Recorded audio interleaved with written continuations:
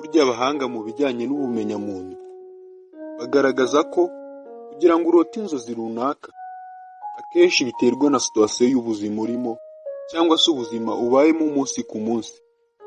Bivuga ko iyo umuntu agize inzozi runaka biterwa n'ubuzima umunsi ku munsi aba abayemo cyangwa se abantu runaka bamugaragiye. Ibyo rero bituma agira inzozi arota ariko zihwanye n'ubuzima bwe bwa buri munsi. Niyo mpamvu burya rero nurota inzozi runaka ntukajye ubifata nk'ibintu bisanzwe cyangwa se ibintu byaje gutyo gusa, byapfuye kwizana gutyo gusa. Akenshi hari igihe hari umugambi w'Imana uba uri kuri wowe watumye urota izo nzozi, cyangwa se hari ikintu runaka Imana iba ishaka kuguhishurira.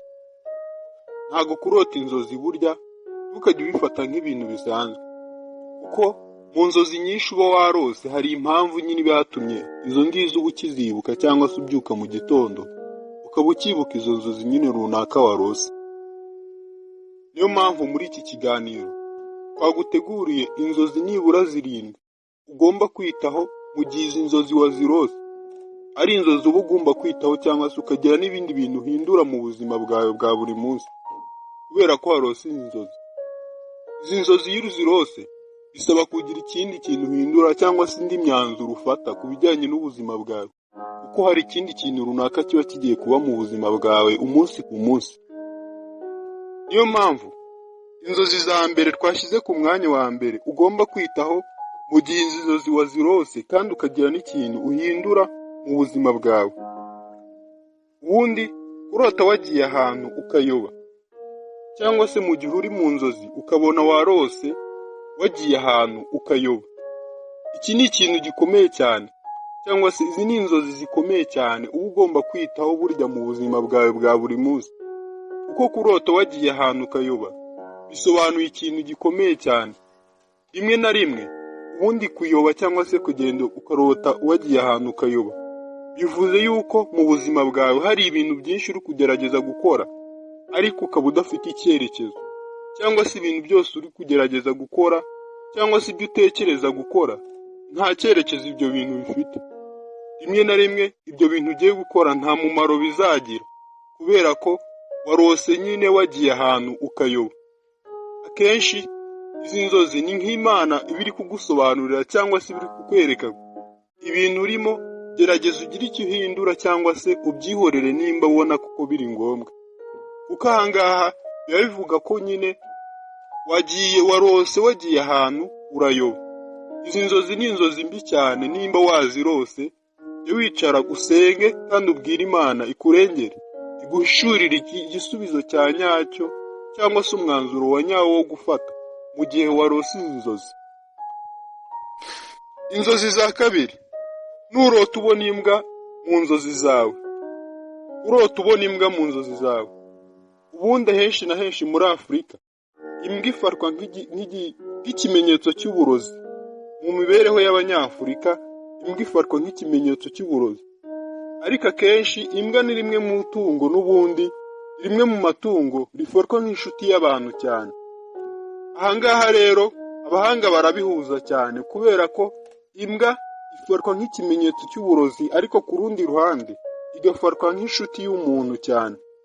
Ahangaha rero izi ni inzozi zikomeye cyane. Mu gihe warose izi nzozi ujye umenya ko hari abantu bari imbere yawe cyangwa se bari impande zawe wita nk'inshuti zawe se, cyangwa uvuga ko ari abantu b'inshuti zawe ariko batakwifuriza ineza. Rimwe na rimwe bashobora kuba ari inshuti zawe ariko ari abarozi batakwifuriza iterambere. Niyo mpamvu iyo warose izi nzozi jya wicara usenge cyangwa se ugenzure zimwe mu nshuti zawe umenye koko nimba ari abantu ba nyabo mugomba kubana. Kuko akenshi usanga abangaba ari ba bantu bahora bakwereka ineza, ba bantu uhora ubwira imishinga yawe, ba bantu uhora uganiriza ibyawe ndetse n'aho ushaka gutera imbere, n'aho ushaka kugera, ariko akaba ari ba bantu batakwifuriza iterambere. Rero ujye witonda mu gihe warose mu nzozi zawe ubona imbwa iruhande rwawe. Imbwa ni ikimenyetso gifatwa nk'ikimenyetso cy'uburozi cyangwa se kurogwa, ariko ku rundi ruhande imbwa igafatwa nk'itungo ry'inshuti y'umuntu cyane. Bivuze ngo ni abantu batari beza ariko b'inshuti zawe musanzwe mubana umunsi ku munsi, musanzwe mugendana umunsi ku munsi, musangira b'abaturanyi bawe ariko batakwifuriza ineza. Mu gihe rero warose izi nzozi, ugomba kugenzura neza ukamenya abantu mubana ndetse n'abantu b'inshuti zawe.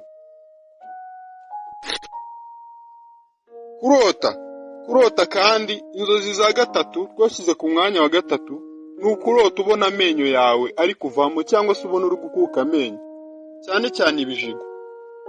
Kurota ubona uri gukuka amenyo, izi ni zimwe mu nzozi mbi cyane ugomba kwitondera mu gihe warose izi nzozi.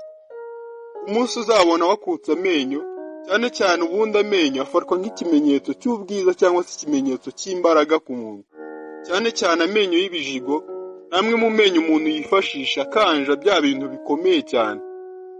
Rero iyo warotse uri gukuka amenyo, cyane cyane amenyo y'ibijigo, bivuga ko hari ibintu nyine uba wishingikirijeho, cyangwa se ka kazi keza wari ufite, cyangwa se bya kintu nyine wafataga nk'ikintu cy'ubushobozi bwawe uba ugiye gutakaza muri iyo minsi.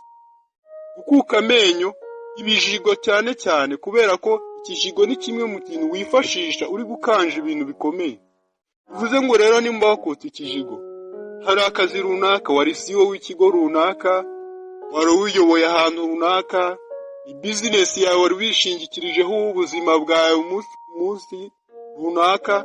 Bivuze ngo rero nimba wakutse amenyo y'ibijigo, bivuze ngo ni ikimenyetso runaka cyiza kandi Imana ibiri kukwereka ko hari ikintu wari wishingikirijeho ugiye gutakaza. Izi nzozi rero nuzirota, ipfuka musenge, wiyambaza Imana, cyangwa se ugire ikindi kintu uhindura mu buzima bwawe kubera ko warose izi nzozi. Kandi izindi nzozi noneho za kane, izi ni inzozi mbi cyane. Nuramuka urota ubona wambaye ubusa imbere y'abantu, uzicara usenge, kuko kurota ubona wambaye ubusa imbere y'abantu ni ikintu kibi cyane. Kubona wambaye ubusa imbere y'abantu biba bivuze ko rimwe na rimwe ugiye guseba, cyangwa se hari ikintu kibi kigiye kuba ku buzima bwawe. Abantu bose bagiye kukumenya kandi bakakumenya mu buryo bubi. Amagambo agiye kuba menshi kuri wowe, ugiye guseba mu maso y'abantu, bakakubona nyine mu isura mbi kubera ko waraye urose ubona wambaye ubusa imbere y'abantu. Izi nzozi nazo nuzirota, uzicare nabwo usenge, wiyambaza Imana, Imana ikurengere, kuko kurota ubona wambaye ubusa ni kimwe mu bintu bibi cyane utakifuriza buri muntu wese. Ubona wambaye ubusa nyine biba bivuze ko ugiye kugaragara nabi, isi yose igiye kukumenya mu buryo bubi. Icara usenge rero, wiyambaza Imana ikurengere, kuko kubona wambaye ubusa ni ikintu kibi cyane, cyane cyane noneho imbere y'abantu. Ikindi kintu noneho, inzozi za gatanu, izi ni inzozi noneho zireba abagore n'abakobwa cyane. Nuramuka urota ubona utwite, umunsi uzabona urota ubona utwite. Uruhande rumwe kurota ubona utwite ni ibintu byiza cyane, kuko ku bagore n'abakobwa bisobanura nyine ko hari ikindi kintu kiba kigiye kwinjira mu buzima bwawe kandi cyiza. Kuko umwana ni umugisha mu buryo ubwo ari bwo bwose. Iyo ubona rero warose utwite, abahanga bagaragaza ko hari ikintu cyiza kiba kigiye kwinjira mu buzima bwawe kandi gisa neza, cy'umugisha kuri wowe. Nurota rero ubona utwite, uzasenge kugira ngo Imana irekure iyo migisha yawe igiye kuza mu buzima bwawe, Satani atayitambika. Kurota rero ubona utwite ni kimwe mu bintu byiza cyane uba ugomba gusengera kugira ngo uwo mugisha wawe uze ku ruhande rumwe. Izi ni inzozi zireba abagore n'abakobwa cyane. Ikindi kintu noneho kibi nanone, inzozi za gatandatu ugomba kwitondera mu gihe izi nzozi wazirose. Ni inzozi zivuga ngo urota ubona wicaye mu kagare k'abafite ubumuga. Iki ni ikintu kibi cyane. Ubundi abantu bafite ubumuga, bose bagendera mu tugare tw'abafite ubumuga, bakenera abantu babasunika muri utwo tugare kugira ngo babashe kuva ahantu hamwe bajya ahandi. Ni ukuvuga ngo umuntu wicaye mu kagare ntago ashobora kuba yakitwara, cyangwa se ahantu hakomeye ngo yizamure kubera ko nyine afite ubumuga. Akenera abantu runaka bari bumusunike bakamutwara muri ako kagare. Rero nubona urota wicaye mu kagare k'abafite ubumuga, biba bisobanuye ko hari abantu runaka wishingikirijeho ubuzima bwawe, cyangwa se utarya abo bantu batagize icyo bakora, utatera imbere abo bantu batagize icyo bakora. Bivuze ngo izi ni inzozi Imana iba iri kukwereka kugira ngo ikwereke ko hari abantu wishingikirijeho, ugomba kubaho ubuzima bwawe ndetse ukabaho wigenga. Izi nzozi nazo nuzirota ni nk'ikimenyetso Imana iba iri kukwereka kugira ngo ugire ubuzima uvamo, ugire ubundi buzima wongera gutangira, kugira ngo ureke kubaho wishingikirije ku bandi bantu, utangire ubuzima bwawe bushya. Inzozi za karindwi ari nizo za nyuma. Nurota ubona wapfuye, cyangwa cyane kubona urota hari abantu bapfuye runaka utazi. Kurota hari abantu bapfuye runaka utazi, nazo ni zimwe mu nzozi mbi cyane, kuko gupfa nyine, ibintu byapfuye nyine ni ibiba byapfuye. Noneho iyo bibaye ibintu byapfuye wowe utazi, biba bivuze ngo kuri wowe uri umuntu woroshye kuba bakuzanira amagambo. Ni nk'ikimenyetso Imana iba iri kukwereka ko ukunda ibintu byapfuye nyine muri wowe, bakuzanira amagambo y'ibintu bipfuye ukabikunda. Uri umuntu nyine byoroshye, ukunda ibinyoma kurusha nk'ukuri, wenda niko abantu nabivuga. Rero nuroma kubona izi nzozi, urota ubona abantu bapfuye ariko utazi, iki nicyo kimenyetso Imana iba iri kukwereka kugira ngo ugire ikintu uhindura. Rero niyo mpamvu babwira ngo niba ujya urota inzozi runaka, ujye uzitaho kandi umenye ngo izi nzozi zirasobanuye iki, kuko hari impamvu ibitumye nyine izo nzozi uba warose uba ukizibuka mu gihe warose inzozi nyinshi mu ijoro, ariko izo zose ukazibagirwa, ukagira izo wibuka mu gitondo. Bivuze ngo hari ikintu gikomeye nyine kiba cyatumye izo nzozi uba ukizibuka. Niyo mpamvu rero urota inzozi ntabwo aba ari ibintu biri aho ngaho gusa bisanzwe. Jya ugira ikintu uhindura. Nimba wabugize inzozi urota, wicare rimwe na rimwe usenge Imana, wiyambaze Imana kugira ngo ikurengere. Turabashimiye rero mwe mukomeza kubana natwe mukadushyigikira mu buryo bumwe cyangwa ubundi. Nimba rero ari ubwa mbere ubanye natwe, kanda subscribe, ndetse nawe usanzwe ubana natwe ukaba utarayikanda, iki ni cyo gihe. Iyi video rero nimba wayikunze ukabona ariyo wari ukeneye, kanda like kugira ngo tujye tubana umunsi ku munsi, twese tunezerewe kandi twishimye.